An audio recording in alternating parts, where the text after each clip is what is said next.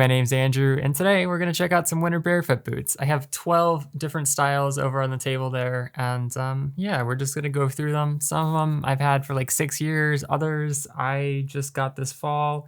So I'm going to do a longer review where I have, the B-roll, the pretty B-roll and stuff like that. But this video, we're just going to hang out. I'm going to go through the features, tell you what it's like to wear them, and yeah, let's get started.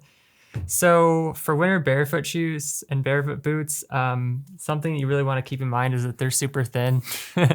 So it can be hard to keep your feet warm. And a couple ways that you can do that. You can use a insulated insole like this, that's wool. And there are a few different places you can get them and a few different types, but two of my favorites are like the Vivobarefoot type, where it's got this like insulated space blanket type of stuff that reflects the heat back up to your body and rejects the cold air. So this kind is really good. And then you have like these type of wool ones, like these I got on Etsy. They're just like a buffalo felt. You can get them thicker or thinner or whatever you want, but adding this to the bottom of a barefoot shoe can make a huge difference. It can make a difference between you not being able to use it all in the winter and your feet staying toasty warm. So the other thing before we get into the boots is socks. Socks can also make a huge difference, and I really like Injinji toe socks because they spread out your toes, and what that does is it creates a lot of airflow.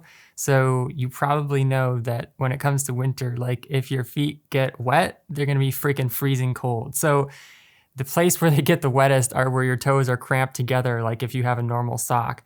So when you spread out your toes, more airflow keeps your toes dry and your feet stay dry. Yeah, so normally I'll just wear a mid-weight Injinji with most of my boots for, 30-degree weather, around there. And then if it gets colder, I'll add like an Injinji liner, or I might even stack like 2 mid-weights on top of each other if it's super duper cold. Yeah, so that's how I keep my feet warm in general. So let's get into the boots. I have arranged them by flexibility. So we're gonna start with like the lightest and the most flexible boots first, and then we're gonna get into some of the real heavy ones. But just for reference, like here are my old winter snow boots. These things are real clunkers. They're real tanks. They weigh about 860 grams.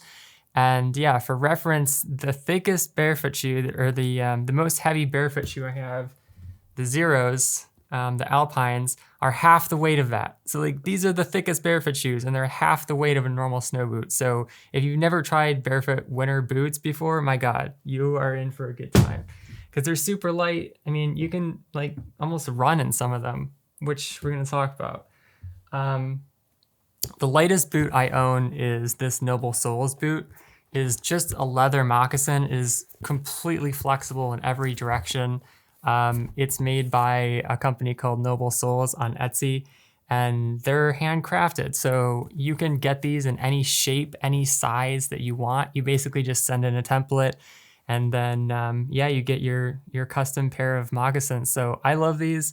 I wear them a lot inside, like when it gets really cold in the winter. I have an old house that has freezing cold floors, so this is great. I use this plus just like a thin wool insole, and these are super warm as like an indoor moccasin. But you can also take these outside. I've been running in these like in the winter. I've been going for walks. I think the one thing that they're not good for is like wet conditions, because the moisture is just going to come straight through the stitching. But you can water resistant treat them, with some beeswax or whatever you want to use, and it does a pretty good job of keeping some moisture out. But yeah, obviously not waterproof. Yeah, a really cool boot.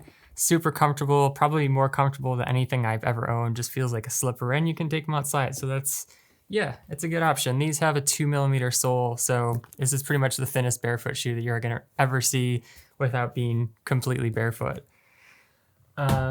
Next up is the Ahinsa Jaya. I love this boot because it's basically the only barefoot boot that I've ever found that looks like a combat boot, like it's got that taller, combat vibe to it, but it is not clunky like a combat boot because it has a 4mm sole. They say it's 4mm, but I think it feels more like 3. my personal opinion. But this is super light. I mean, you could kind of call it like a Peter Pan boot because you basically feel like you're flying. I can run in these boots. Like, you're never going to run in something like this, but you can actually run in these. Yeah, so they also have a zip version, which is really nice. I kind of wish I got that, but oh well. I think these look cool because they're just, you know, it's just classic and simple. But yeah, I'd probably recommend the zip because it makes it really easy to take them on and off. They are vegan, so it looks almost exactly like leather. Like, here's a good comparison example. Like, here's the Vivobarefoot Scott, and here's the Ahinsa Jaya. And yeah, looks just like leather. So if you're looking for a vegan boot, this is a great option. It's water resistant, not completely waterproof. They say it's waterproof, and I sort of agree with that because it does a really good job of keeping water out. But what I find is that if I take the Jaya out day after day after day and they don't get enough time to dry, it starts letting water in. So I would say like almost waterproof with these, or maybe fully waterproof depending on the conditions. In terms of flexibility, yeah, like super duper flexible boot.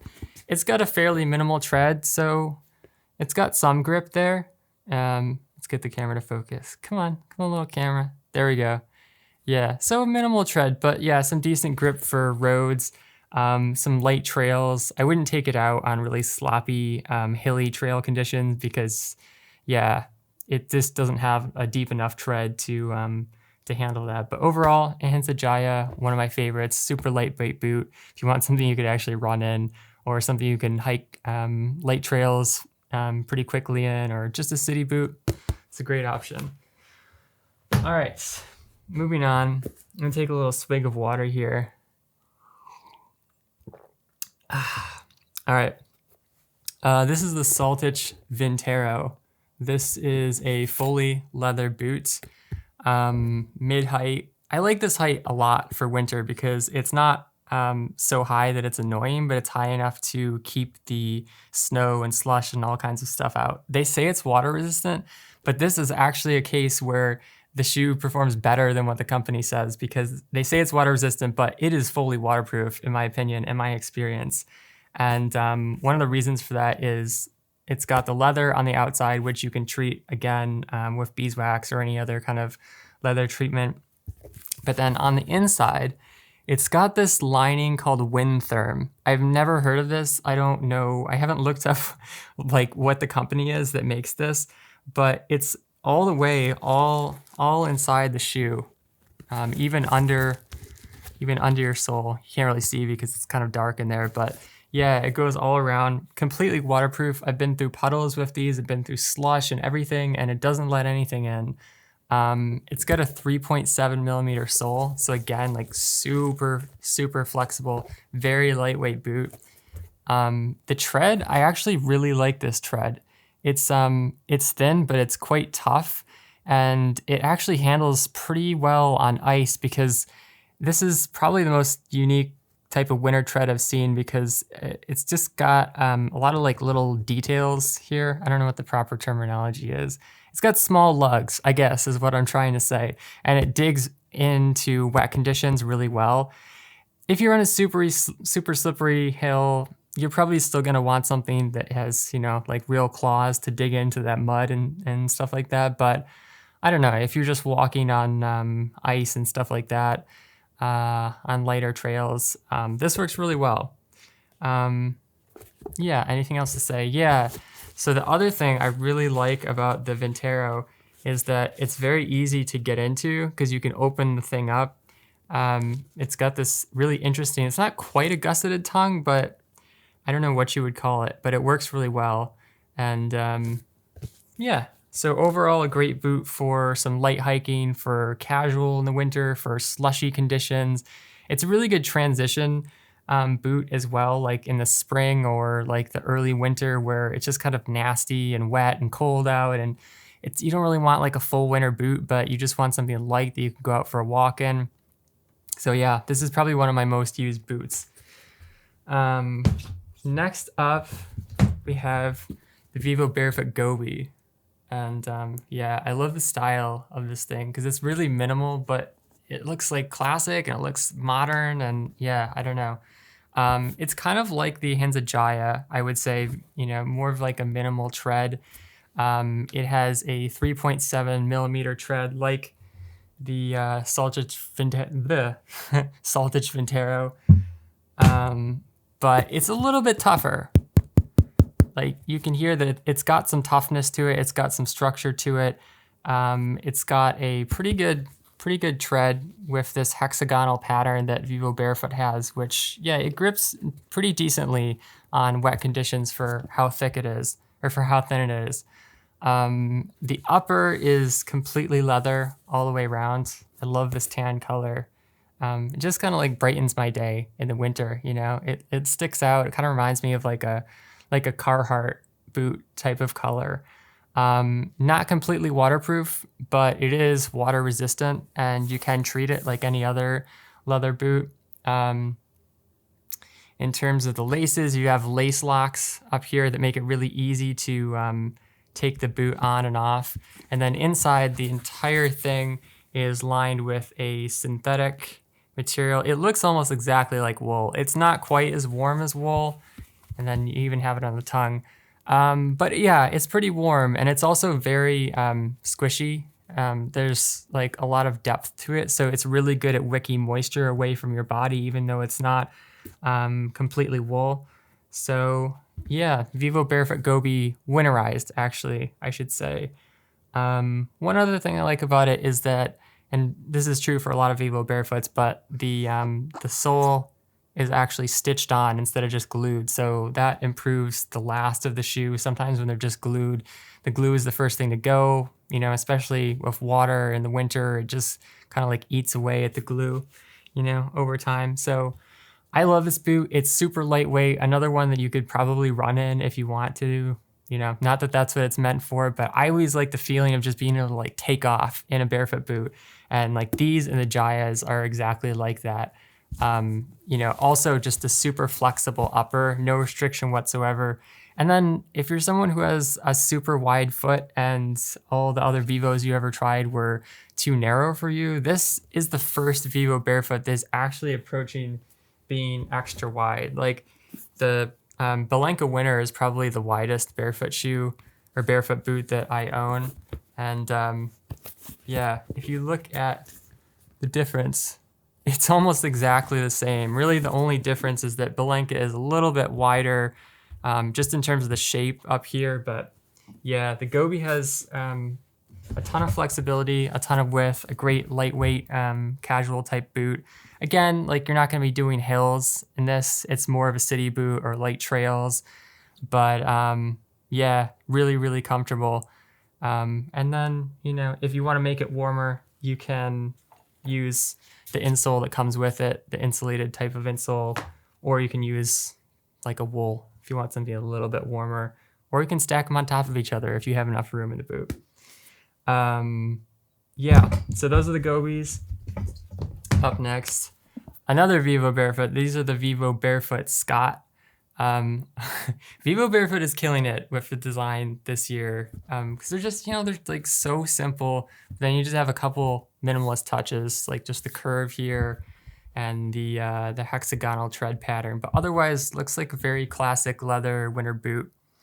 Also water resistant, can treat it with beeswax or whatever you want to. And this thing sheds water really well, probably even better than the Gobi. And the Gobi actually does a pretty good job of shedding water, but this has a thicker type leather. You can hear it versus the Gobi, which are just, yeah, it's soft, it's thin. So these are a little bit more weatherproof than the Gobis, especially when it's slushy and nasty. Few other features I like. This tongue here has little holds for the laces. So like if you want to run the lace under there to hold the laces in place, it's really nice because a lot of times when you take off a winter boot, the laces like pull out and then you have to thread them back in and it's like a freaking pain.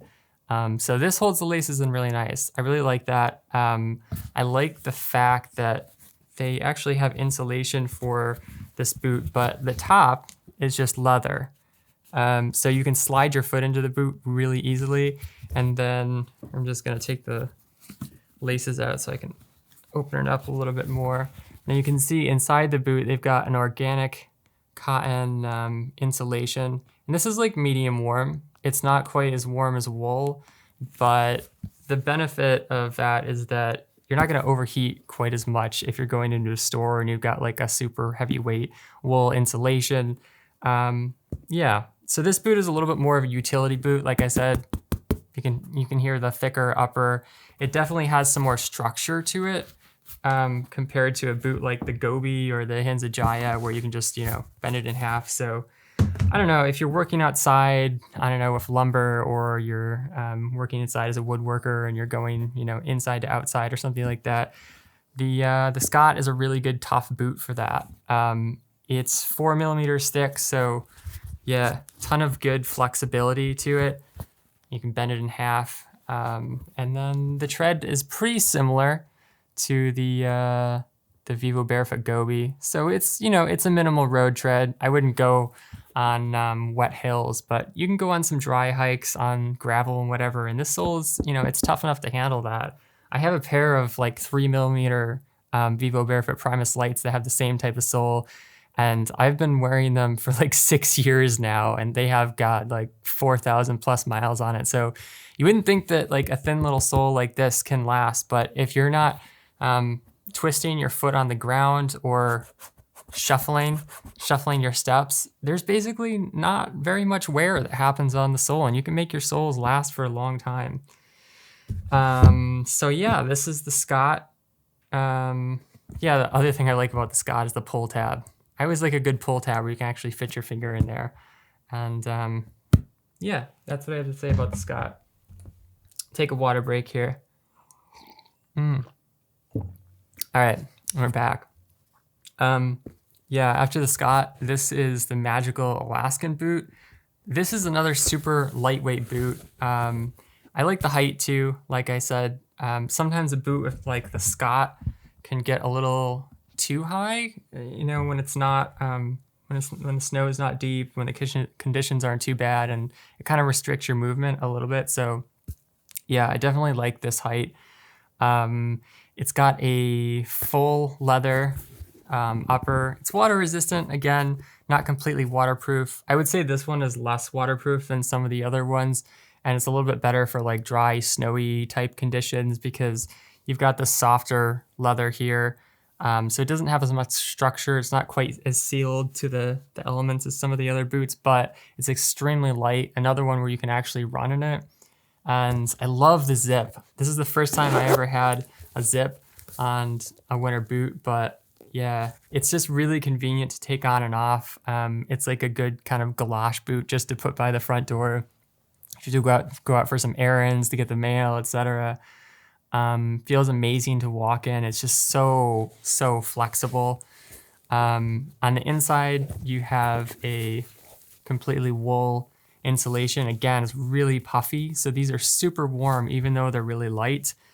But you have the laces here too. So it has a little more of like a classic kind of sneaker vibe. Sometimes when you just have the zip, it just looks like a galosh, but this actually looks like a cool like winter sneaker type boot, which I love.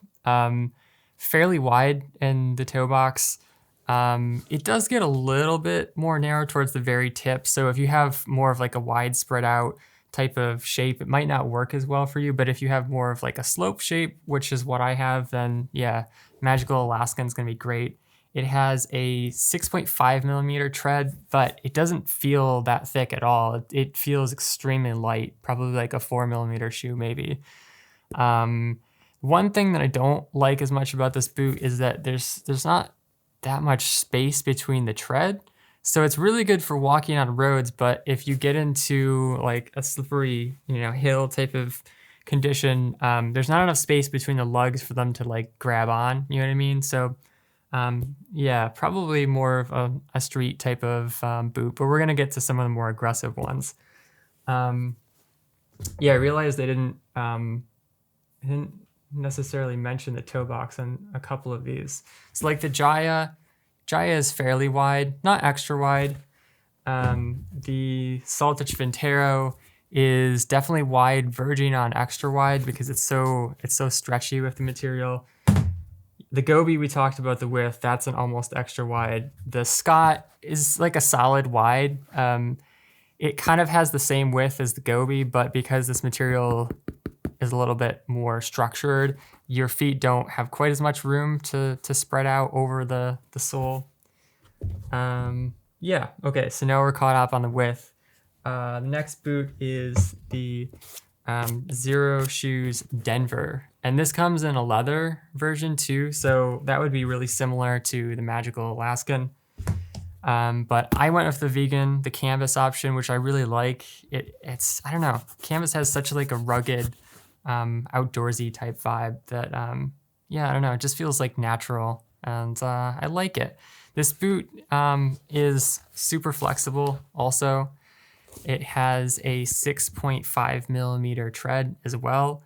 It's water resistant. You can treat canvas, but it's not going to be as water resistant as the leather version. So yeah, bear that in mind. But this is another transition type boot where if it's like 40, 50 degrees outside and I'm like, I don't know what to wear. This is like my go-to boot. Like either this or the Saltic Vintero, if it's a little bit more nasty, would be like my go-to walking boots for just like everyday type of errands, or just, yeah, going on a walk to the grocery store, etc. Decently wide toe box. Xero, kind of like Magical, does get a little bit more narrow towards the very tip. It doesn't have that squared off shape of BeLenka or some of the other brands.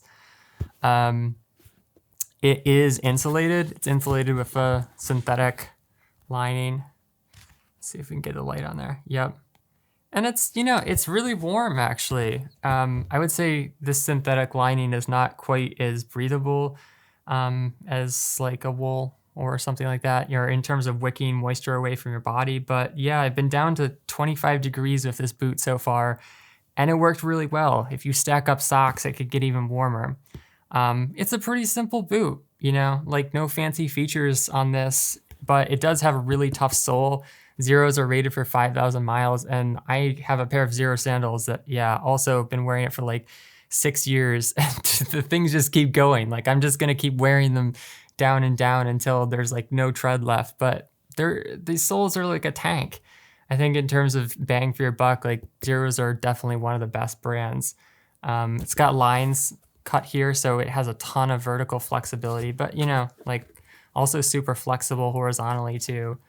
Yeah, it will let in some water, this outsole, but it'll handle like your wet grass, maybe a little bit of slush, but I wouldn't take it into any kind of like puddle type conditions.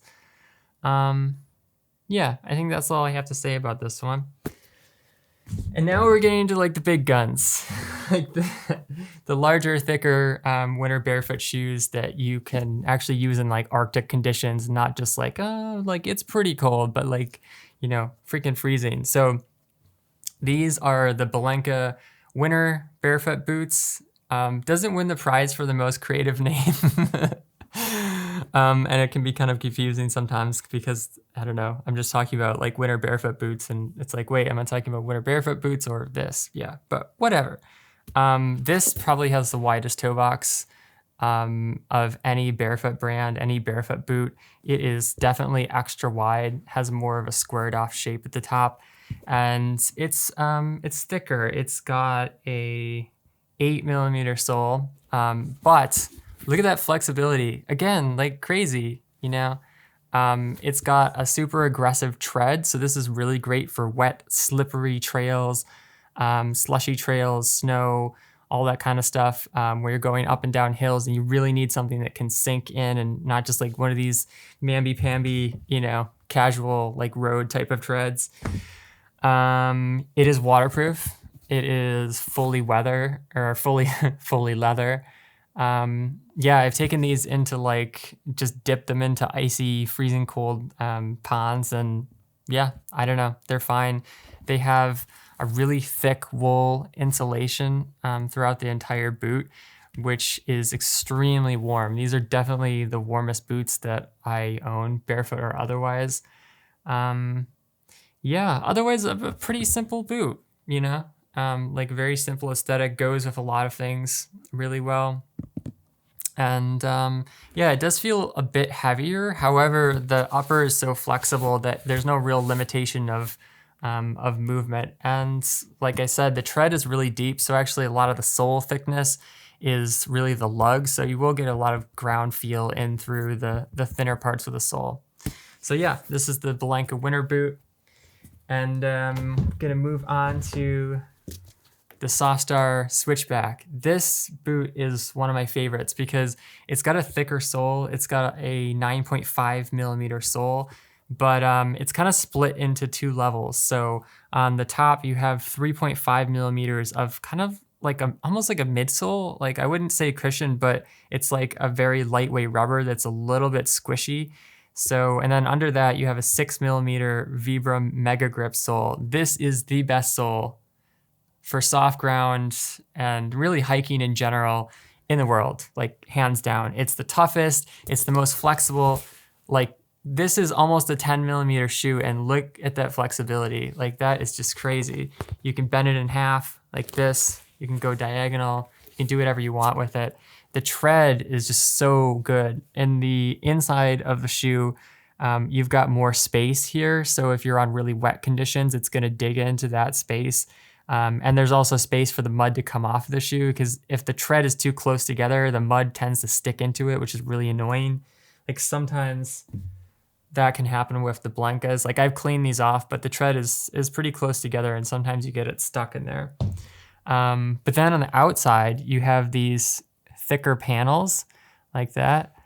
And this is really great for roads and rocks and things where, because a lot of times when your foot's coming down, you're going to land on the outside. And then when you roll, like you're going to hit down on the inside of the shoe or the outer inside. So having thicker portions there is going to really boost the durability of the shoe. I mean, yeah, this is going to last you 5,000 miles at least with the rubber, and probably, I don't know, if you really pushed it, you could probably go up to like 7, 8, 9,000 miles, something like that. But yeah, so in terms of the upper, it is 100% leather. They do have a synthetic version, like half and half leather and synthetic, but I just like leather because it's really breathable and it conforms to the shape of your foot. So these are actually the regular width of this boot, but they have a primal width that's even wider and more squared off. So if you have a super wide square type of foot shape, it's gonna work really well for you. Yeah, just simple, like hardcore laces, and then also, like a lot of them, lace locks on the top so you can take the laces off really quickly. Inside the Softstar Switchback, there is a completely merino wool lining, and this is the only boot. I'm not sure if the BeLenkas, I don't think the BeLenkas use merino, or maybe they do. I'm not sure. I'll have to check, and I'll put that in the description. But yeah, merino wool is extremely warm and is extremely breathable, really good at wicking moisture away from your body. So these boots are so light, but they're also the most durable boots I own, which makes them, yeah, a secret weapon for winter. The only thing about these boots is that they're not completely waterproof like the BeLenkas are, and several of the other boots. So yeah, for like really nasty slush or rainy days, probably, yeah, the Switchback wouldn't be the best option. But again, with water resistant boots, you can treat them to make them a little bit more waterproof, and the breathability is better compared to waterproof boots. If you go into a store, if you get into a car, like your feet are not going to sweat in these versus waterproof boots where there's nowhere for the moisture to go. It's just, trapped in there. Too many boots. Okay. Next up, we have the Vivobarefoot Tracker Firm Ground Textile. And this is a completely waterproof boot. It's also a vegan boot. So if you're looking for something that's not leather or wool, this is a really good option. It is insulated, so it's got this nice puffy, airy, synthetic type insulation to draw the hot air and some of the moisture away from your feet, so you're not sweating. But it's not overly warm, and I kind of like that because it makes it a little more versatile for lots of different seasons.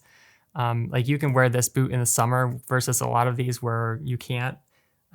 Yeah, pretty much all of them are insulated to the point of, yeah, you wouldn't really want to wear them in this summer, except for maybe this guy, the Noble Soles boot, just because it's so thin and doesn't really have any insulation in there.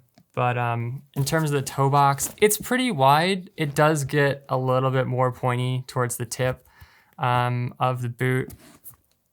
Yeah, waterproof, like I said. Some really good lace locks here. I like these style because they hold a lace and you can really cinch the boot down if you want it more snug for like extreme hiking or fast hiking. And then yeah, lace locks up here, another type of lace lock here. I like this even better than pretty much all of the boots that I've showed you. Let's get it to focus, yeah. So the laces run through there and it prevents them from falling out like I was talking about, which is really nice. In terms of the sole, it's still pretty flexible, so some good flexibility vertically, and then horizontally, you can still bend it in half. It takes a little bit more pressure, but yeah, some good diagonal flexibility. In terms of the tread, it's got kind of like a mixed tread. Like it's almost aggressive. It's not quite deep enough to categorize as like a fully aggressive boot, but there is a lot of space between the lugs here, and because they're flatter, they work better on roads too. Like, for example, a boot like the BeLenka, it's so aggressive and so pointy, and it works really well on soft terrain. But then if you take it on the roads, you know, like the tips of these are gonna wear off a little bit faster. So it's a good snow boot, but yeah, it can wear a little bit harder or a little bit faster on firm ground, which is why the Tracker firm ground Textile is a great, just like all around, do everything boot. Go backpacking, go hiking, go around in the snow, go up and down slippery hills type of really hardcore boot. It has a 7mm sole, so like medium flexibility, like I said. Yeah, pull tab in the back. Really good vegan, tough option for winter and any other season really. We're getting there. We're almost done. So yeah, this is the interesting one. This is the Saltic Vintero Easy, and it's very similar to the Saltic Vintero, but it has a tougher sole. It's a little bit less flexible than the Vintero, although still like super flexible for a barefoot shoe. Yeah, can bend it in half. One thing I like about this boot is it's got some serious toe protection here. So if you're looking for a work boot and you want something kind of like the Scott, but maybe not that high, and maybe with a little bit more toe protection, like this is really good. You know, if you drop a 2x4 on your foot with this shoe, it's gonna give you a lot of protection versus a lot of these other winter boots. And it's got that same type of wind therm insulation and waterproofing layer that the Saltic Vinteros have. And again, these things are completely waterproof. You can take them in puddles, you can do whatever you want with them, and water is not getting in. Yeah, good pull tab in the back. In terms of the tread, I don't know, it's a minimal type tread. I wouldn't really take it on like wet, slushy, steep hills. But you know, walking on roads, walking on light trails, it's gonna do really well. And the sole, this is a Vibram sole. And again, like Vibram is just the toughest brand for sole materials that there is. So this is gonna last at least 5,000 miles, if not more. So yeah, a great tough boot for the Saltic Vintero Easy.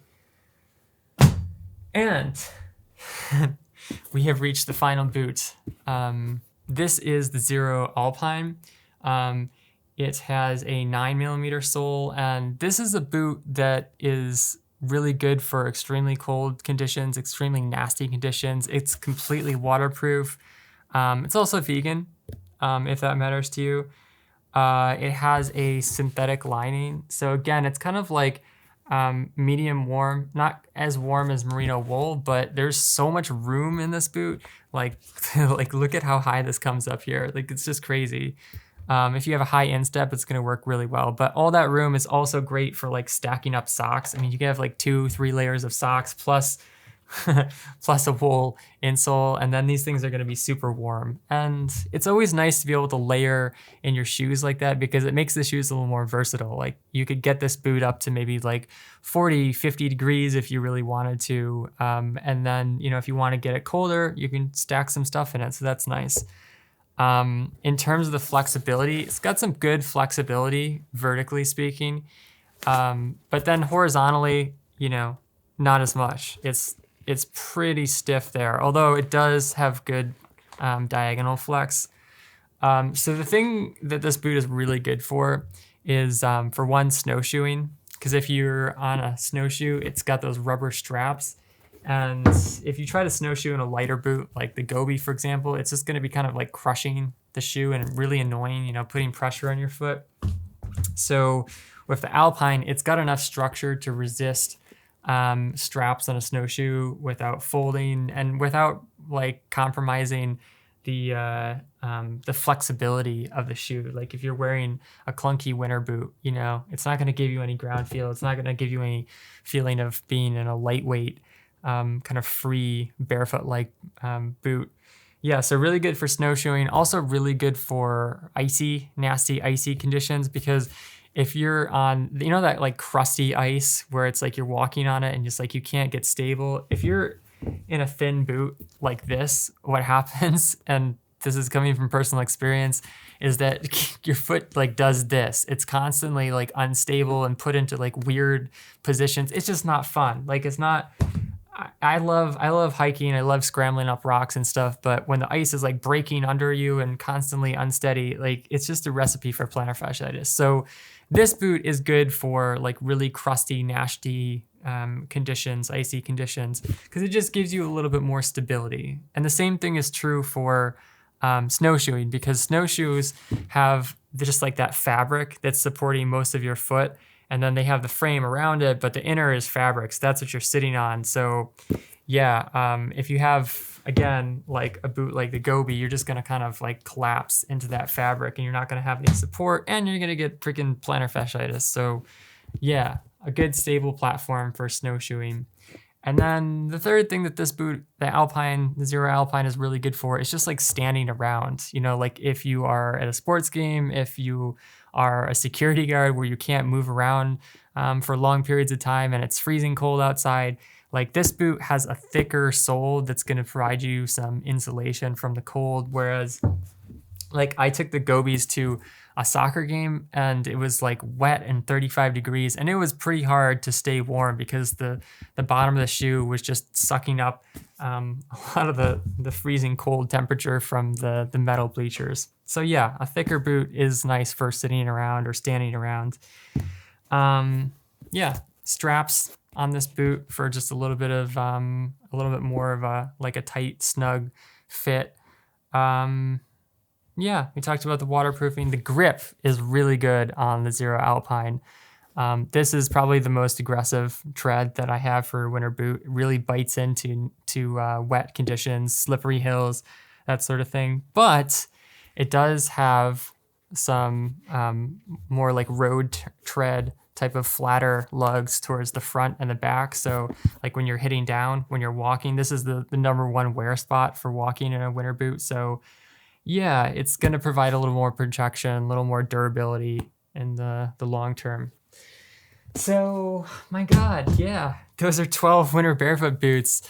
And if you have questions about any of them, which you probably do, because we couldn't possibly talk about everything, yeah, let me know in the comments. I've also put a list down to a master list of all of the barefoot winter boots that I've found over the years. And there are even more than this. There are ones that I haven't tested yet that I want to test.